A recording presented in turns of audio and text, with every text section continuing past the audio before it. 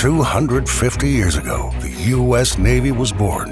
Not in a shipyard, not in a grand fleet review, but in a Philadelphia tavern.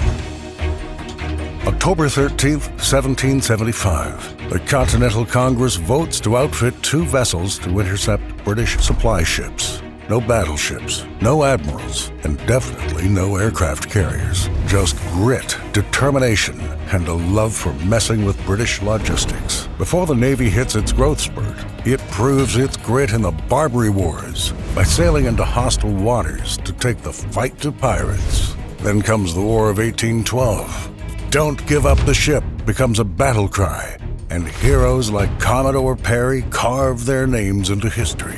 Fast forward to the Civil War, and the Navy's growing up fast. Steam-powered ironclads, like USS Monitor, changed the game. Clunky, awkward, and revolutionary, like every teenager in history.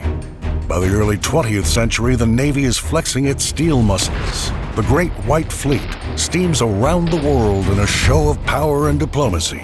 Dreadnoughts dominate the seas, and naval aviation takes its first daring flights. Then comes World War II. This is where the Navy becomes even more legendary. Midway, Leyte Gulf, island hopping across the Pacific. Carriers take over the seas, and ships like USS Enterprise and USS Johnston write chapters so bold they sound like fiction. Carriers didn't just join the fleet, they changed it forever. By 1942, naval warfare had shifted from gun duels to airstrikes launched hundreds of miles away.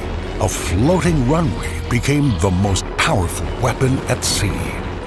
But that didn't mean American battleships would sit out the rest of the war. One battleship stood tall, USS Texas. On June 6, 1944, she unleashed her guns on German defenses at Normandy while holding position under fire to shield the landings. A steel giant that gave her all to make history possible.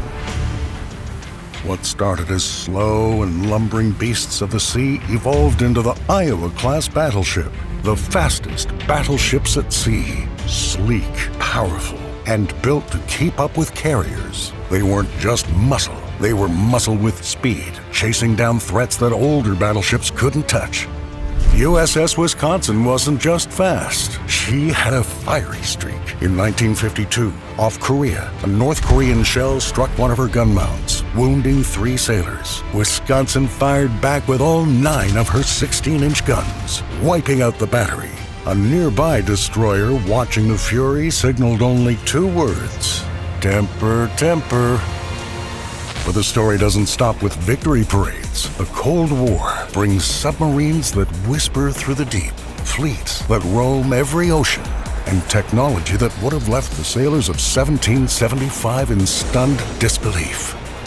Today, the Navy is 250 years old.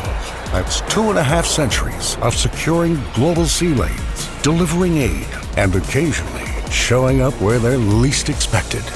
Happy 250th birthday, U.S. Navy.